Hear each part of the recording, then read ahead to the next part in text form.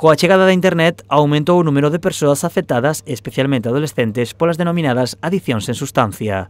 Dentro destas enfermidades inclúese o xogo patolóxico e a adicción ás redes sociais e aos videoxogos, enfermidades que cada vez están máis presentes entre os menores. Estamos falando de, según fontes oficiales, entre o 20 e o 25% de rapaces que apostan.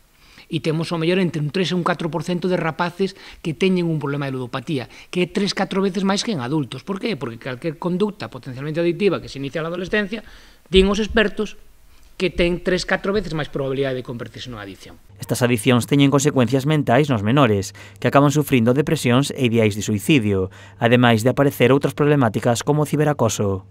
Teñen peor benestar emocional, teñen maiores tasas de depresión e mesmo ideación suicida. E teñen máis problemas de convivencia na casa, por suposto.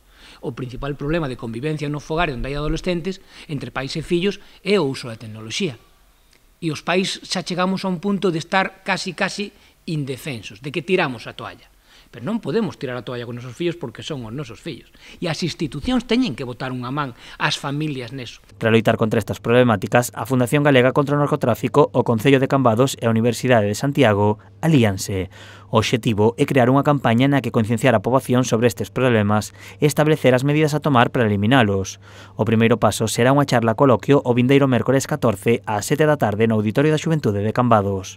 Temos que sentarnos, poñer evidencia científica en riba da mesa e pensar que é o que podemos facer, que seguramente podemos facer, como decía Samuel, bastante máis do que facemos, sin demonizarnos nin a nós mesmos, nin a tecnoloxía, nin aos nosos fillos, pero hai un problema global, social, que temos que respostar e que temos que tratar de arranxar como comunidade, e dende a evidencia científica. Se poden facer moitas máis cousas. A campaña está destinada especialmente a adolescentes, pais, nais, mestres e políticos. Primeira diana, as familias.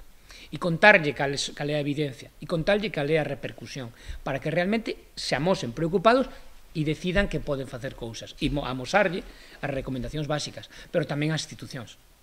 Hai que desenvolver leis, hai que desenvolver programas de prevención, hai que darlle unha volta a todo o traballo no sistema educativo, hai que incorporar os profesores, os equipos directivos dos centros, hai que traballar coas AMPAs, e todos da man. Dende a Universidade denuncian que máis de 10.000 menores apostan en Galicia a pesar de ser ilegal de forma online e moitos máis en bares e cafeterías.